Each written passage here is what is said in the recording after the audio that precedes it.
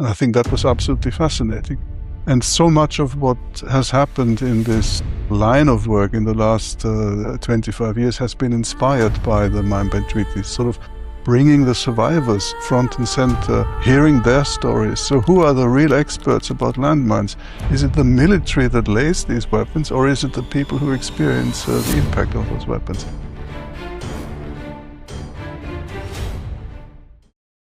This is Silent Killers, a podcast from Face to Face and the international campaign to ban landmines.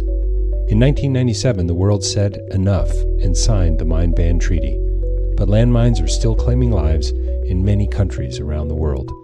In this series, we meet survivors, frontline workers, and global changemakers, all fighting for a mine-free world. From Cambodia to the Ukraine, the danger is real. The work is urgent, and the path to peace is possible. Step by step, and yet still under our feet. This is Silent Killers. Well, welcome back to Silent Killers. I'm sitting here with Alexander Kmentt. He is the new permanent representative of Austria to the United Nations office at Geneva. That's quite a mouthful. Quite a title, really. Alexander, I would love for you to talk a little bit, not only about that new appointment, but I'm always fascinated, and we've just met, but I'm fascinated in people's stories. How did you get here? I'm looking out over your shoulder at the mountains on Lake Geneva. We're at the United Nations, the Palais.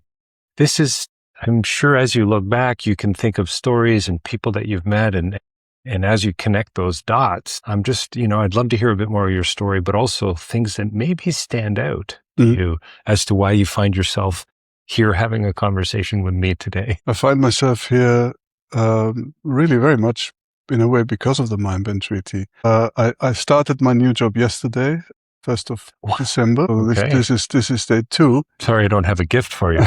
Sorry, gift. But I'm returning to Geneva, where I was posted already from 2000 to 2004. And my first day in 2000 was the first day of the second meeting of states parties of the Mine Ban Treaty. And yesterday I delivered the Austrian statement on the first day of the 23rd meeting of states parties. So I'm coming full circle in many ways. And there's some sort of symbolic. It is, yeah. For me, it's really quite striking. I was given at the time in 2000, more or less by coincidence, the disarmament file. So at the Austrian mission, we of course have to cover everything that happens in Geneva, and I ended up dealing with disarmament without prior knowledge. But I came into the Mine Ban Treaty world knowing that Austria had played a very significant role in the genesis of the treaty. So there was a lot of expectation on me and on my country that we would be strongly involved in the work of not getting to the treaty, which of course was the sort of sexy bit, but actually starting to make something with it, to implement it. And I just threw myself into it and was really fortunate that some of the pioneers of the Mine Ban Treaty were still working here, and they sort of took me under their wing and brought me along very quickly. So I really learned from the best, so to speak. Alexander, somebody said about your speech yesterday from the podium, sort of laying out some of the terms, I guess you could say almost from your perspective, was authenticity is a word that comes to mind from you. You were very authentic. You were very transparent, not only in your presentation, but also the language that you used as well.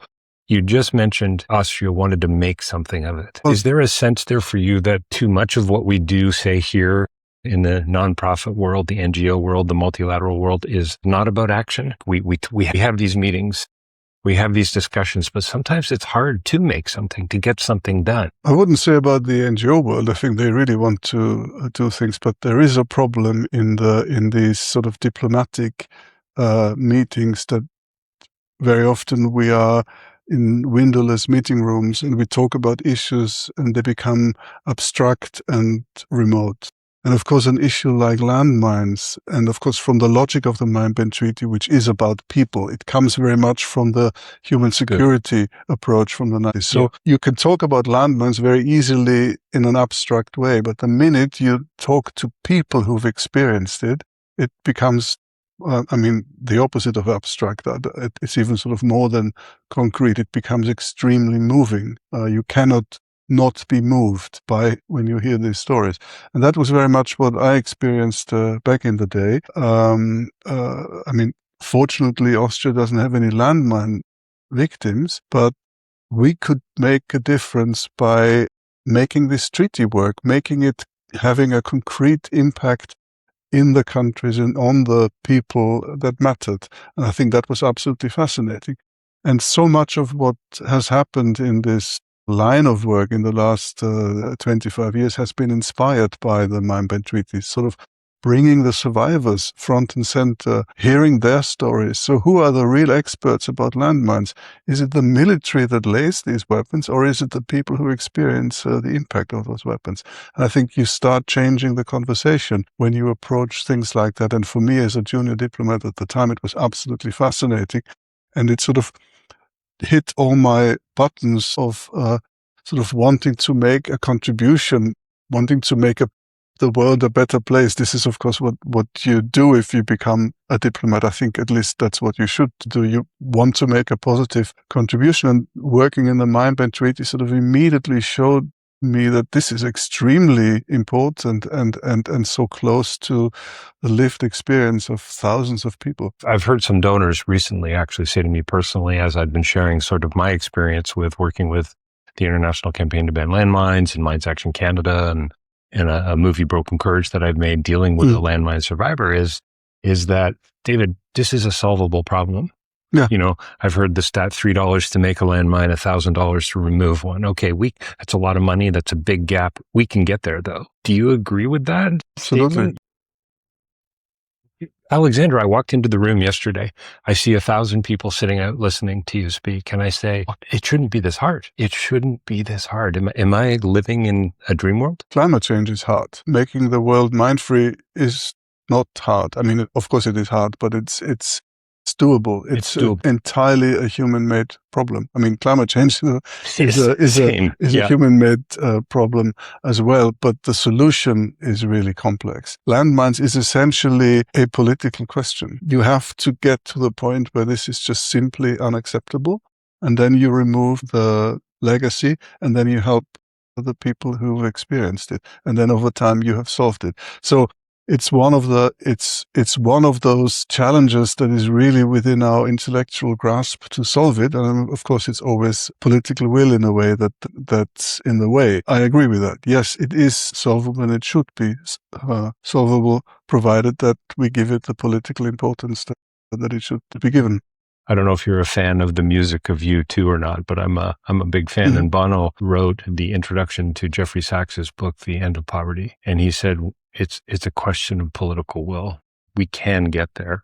Do you think that changing that narrative is going to happen by getting people more in touch with what you talked about earlier, that lived experience of survivors? Because you look at it and you go, okay, lots of data. We've got a report. We know how many people have died this year. We have casualties.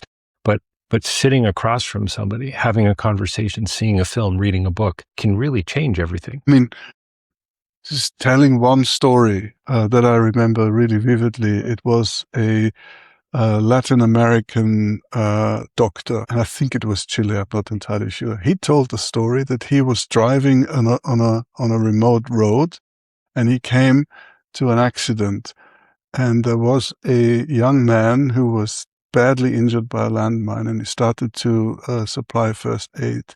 And then this guy spoke, and then he realized that it was his son. So, I mean, that's a story that's just, if you imagine it, it's pretty unbelievable. It's unbelievable. Yeah. The line is, you can't write that kind of material, right? Yeah, so I'm still moved when I think about it, because it was he started, of course, weeping on the podium and so on, yeah. And he managed to save the life, but of course his son lost his legs. And there are countless stories like that. You take the issue out of the sort of abstraction that this is just that it's not just a numbers game. It's not just statistics. Yeah, it's actually human stories. And in a way, the Mine Ban Treaty then inspired a lot of other processes where we, in a way, followed the same example. Just like if you listen to the stories of survivors of nuclear weapons use, Hibakusha, that are all in the there is now, or survivors of nuclear tests. If you listen to stories, you speak to the real experts of this weapon. Do you know what? You just reminded me. I think it was how interesting is this? I think it was Kofi Annan who said that if you really want somebody to know something, tell them the story. It's a paraphrase for sure. Like, you can present the data, you can give them the knowledge, but if you really want them to indwell it and to embody it, tell them the story. Make it personal. Yeah. So I think that's really what happened in the Mind-Bend Treaty movement, which is really what ICBL did, and the ICRC, of course, bringing these stories to the people, and then in a way the arguments about military utility are very hard to uphold if you have stories like that, or a child that steps on a landmine that's been laid in a conflict 30, 40 years ago. How can you justify the military utility in a situation like that? And unfortunately, we're seeing now how we're kind of losing this argument against, to get back to the basics.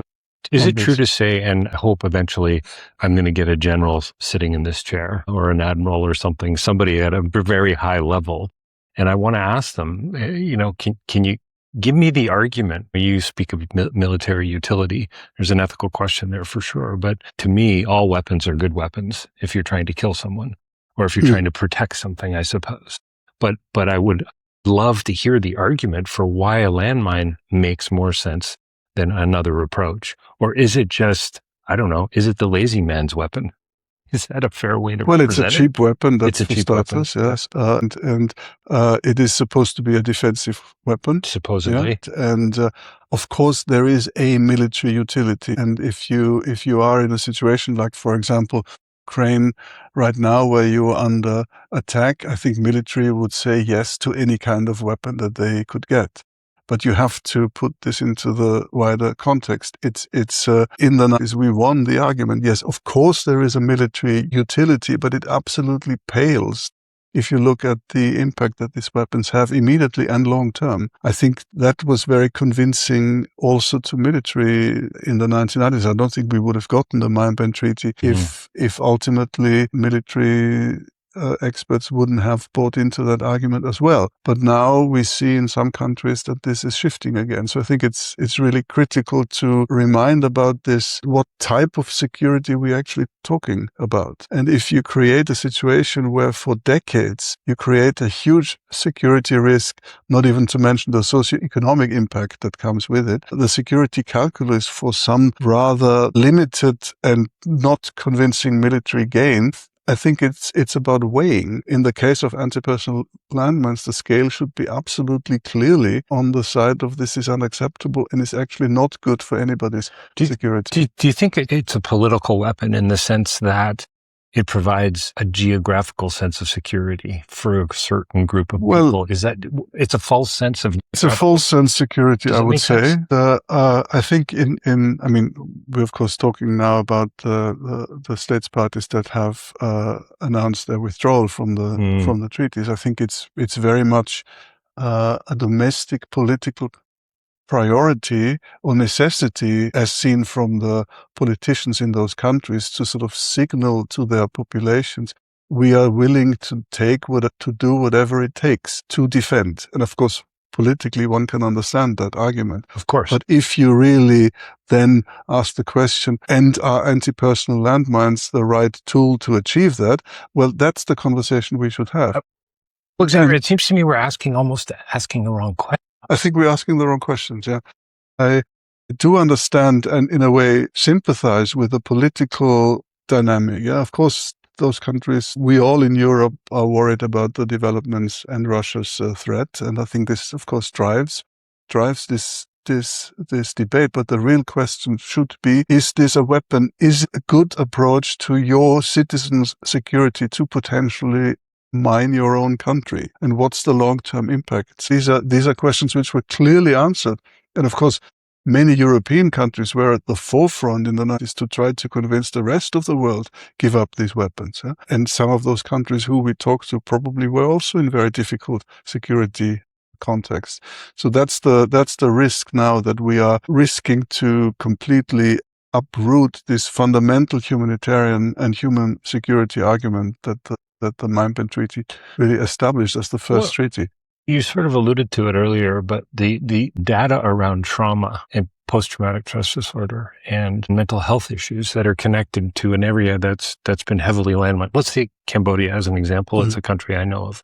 When I started going there, 7 to 10 million landmines in the country, at least that was the number. You can't even begin to imagine how many that is. They've come a long, yet farmers' fields are still littered with landmines, places around the border, up on the Thai border and so on. That has to have we're 50 years post-conflict in Cambodia, and yet we're still dealing with the same issue. And I interviewed Lloyd Axworthy recently. And he still talked about radical hope, which I just thought was such a beautiful thing, even in the Cambodian example, 50 years. I'd love for you to talk about that sense of hope and where we're heading with all of this.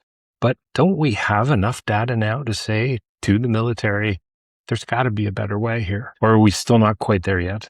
Well, I think we've probably also... Or maybe we haven't told enough stories. I think, well, probably, yes, probably all of that. Maybe we've taken some things for granted, and you cannot do that. You have to keep repeating the arguments. So what has happened to the Mine Treaty debate? It's become, it's still a fantastic treaty that's innovative, but in many ways it has lost the kind of sex appeal of the early days. The political engagement in this process, the connection between the stuff that happens in the meeting room here to the domestic discussions among states parties, from NGOs to foreign ministries to ministries of defense, that's probably less. And it certainly was much higher in the treaty negotiation phase and immediately afterwards. So maybe we've kind of lost the edge and taken things for granted. And now some of the same arguments are coming back that we were successful in challenging in the whole genesis of the treaty, and we have to get back to basics, tell more stories, and do all of this. But I think the case against anti-personnel landmines and the case for a security approach that looks beyond the narrowest possible military aspect, but that's much broader, and that does need to include the human security aspect, socio-economic aspect. All the arguments that we've been successfully building around the Mine Treaty, they have to be brought back, and probably now more than ever, because we see this kind of massive wave of challenging these norms and accomplishments. We really have to get back to basics. Back to basics. From a development perspective, you can't, it's pretty simple. Well, it's truism in philosophy. You can't farm a field that's littered with landmines. You can't feed your family. Well, you don't have that aspect of the infrastructure. Yeah, except that then many people are still then in so precarious economic situations that they still do it because they have no choice. Now we hear much about smart mines, and would you send your child go and play there are only smart mines? You just wouldn't. You still have to clean it, so you still have to invest millions and millions in trying to clear it, because otherwise this land is not going to be realistically available for productive use. So it's just short-termism in its worst, really. Smart bombs, landmines. George Orwell would have had a heyday with that that kind of language. I think that kind of newspeak. How important is the language? So this idea of suspending the treaty temporarily has come up, and it's clearly an issue. Well, there I think it's less about language; it's really about law. This is very clear an international question of interpretation of international law and legality, and of course, from the perspective of several countries, including my own, the Mine Treaty was specifically set up in a way to apply to situations of armed conflict, and that a suspension, precisely because of the security and human security arguments around which the treaty is based, that you should not be able to suspend it. So it was very clearly decided at the time of the negotiations. So I think we're talking about a legal issue. Of course, we all understand the terrible situation in which Ukraine finds itself as a result of being attacked. But this is this is a question of law and integrity of international law. I was yesterday at the meeting where the ICRC president, she actually made a very simple but very profound point. It all boils down to the rule of law, and I could not more with that. So if we have treaties and we start making them contingent to situations, we're losing the law. And I think that's unacceptable, even though we are confronted with some actors who seem to be on a mission to undermine the whole principle of international law. I think for the vast majority of countries, including my own, that should really be the red line. So we're talking about, I don't want to dismiss the importance of language, quite the opposite. It is hugely important, but not in that particular case, I think. How do you maintain that sense of radical hope? You strike me as a very hopeful person. And speaking of language, based on your statement that you made, you can look back and see the thread of hope in it. First of all, if you're a diplomat and you don't believe that change is possible, you're in the wrong line of business. Yeah, I mean, sell something else. I think it's absolutely. I mean, this is the core of diplomacy. No room for cynicism. Well, I think cynicism is probably for many diplomats the logical endpoint that they reach. I still do believe in that. I still do believe that change is possible. Now, I mean, okay, in a sort of grand answer, none of these issues are fixed. We're talking about political processes that are linked to political will, that are very much linked to language, that are very much linked to individuals. And on all of that, you can do things. And you have this sort of permanently, these diverging trends, some pulling in a positive direction, others are pulling in a negative direction. And the more you have actors pulling in the negative direction, the more it is important to try to put something on the other side of the scale. So I do think change is possible. I do think there is actually a significant majority of stakeholders out there who is concerned about these negative trends, and we have to strategically work together much better to try to pull us back from the brink in many ways. And so working on those treaties may not seem to the person on the street the kind of thing to do, but it is hugely important, and it is one of the things where I think we need to do more. It's essentially right versus might. That's the question. That's what we are faced with at the moment, and at least I do think that my country, but many, many others, don't want that we are losing these civilizational gains that we've made by establishing these institutions, establishing these treaties, establishing these norms. If they go, we are back in the 19th century. And I think we know what happened specifically after the 19th century. I hope you'll go with me on this question here. So I've met a lot of diplomats, I've met a lot of politicians over the years who don't speak, it seems to me, as freely as you do. What gives you that kind of freedom to be able to do that, if I'm right in my assumption here? Because often, especially somebody like myself who's got a microphone and who has a platform, people in positions of power are concerned about what they might say or might not say. And it's very kind of you that you consider me as a person in a position of power. Well, there's an authenticity even to our conversation, and we've met 25 minutes ago. And I think that's a real gift, but I think it's something that we need to tell the stories. But I think we need more transparency at these summits, at these events, at these meetings. And I think within political relationships, you talk about political will.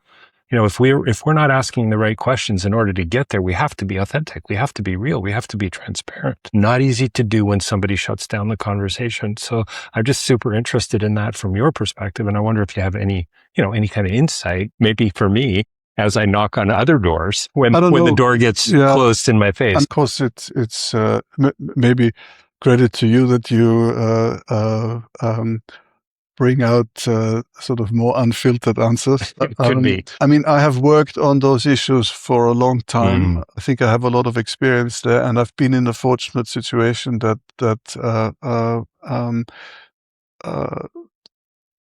enjoys all party support in my country. It's a testament to the work that you've done. But there is a political consensus in Austria to want to be seen as active, constructive, and progressive on those issues. And I think that constructive and progressive. I like it. It's a new campaign. that probably has allowed me to sometimes speak quite openly. Of course, you have to be careful when you name countries. Right, of course. I think I'm talking more about sort of general principles, and that's that. And secondly, undeniably, I do feel very strongly about this also personally, not just professionally, and maybe that comes across. Yeah, and I think, I'm thinking of my own country. I'm thinking of Canada, the Ottawa Treaty, for crying out loud, leading the way, Lloyd Axworthy, Jean Chrétien, standing there with, when the document was signed and the Nobel and so on, and now having read Navigating a New World by Lloyd Axworthy many years ago. I used to teach from it, actually. Talk about radical hope. Built within the title, I look at Canada and I wonder where we are. And I'm hopeful that I can even come back with the foreign affairs minister actually lives in my riding. So there's a door I might be knocking on at some point. So I wonder, is that part of your day? Do you pick up the phone and make those phone calls and say, you going to get on board, or can we have a conversation? Is it time for a coffee? Is that the work that you are doing, slowly, incrementally moving the needle? Not with ministers, but again, I think, for example, where the Mine Treaty was a trailblazer, we established at the time an informal working group, which was called the Universalization Contact Group. And it was essentially individuals representing a few countries and a few organizations who felt particularly personally invested into that process.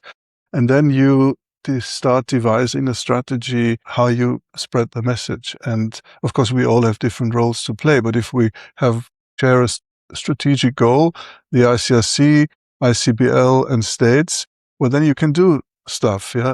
You identify international meetings where any number of countries who you think you may be able to convince are present. You try to speak to them at the official level, and you support it with the ICSC, you support it through civil society. So picking up the phone and starting these conversations is really, really important. It's often boils down to individuals. In a developing country that has limited resources, it might be one person in charge of preparing ratifications for all treaties. And if that person is convinced that maybe the Mine Treaty is something that we should do early because it's important, well, that might have an impact. So you have to be, I think the people on the street often think that these kind of governance structures are so incredibly well-oiled. Well, sometimes it's speaking to the right person at the right time. Right. So very much what we did with the Mine Treaty then inspired work on a lot of other treaties that I was also involved with. So it's often picking up the phone, it's developing personal relationships. I think that's often underestimated how important this element is. We got to wrap up here in a minute or two, and I do have another question I want to ask you, but I wonder, is that part of why you're still hopeful, would you say, those relationships? Like you must see some wins. I've heard some people refer to not a negative atmosphere here at this summit, but that there's a change from even last November in Siem Reap. And I wonder if that's just because of some of the countries stepping back and so on. But yet, on the other hand, I still see this, to your point, this can be fixed. This is a problem that we can change. And I'm with you. I believe in incremental change all the way. It can be top down, it can be bottom up, it can be micro or macro.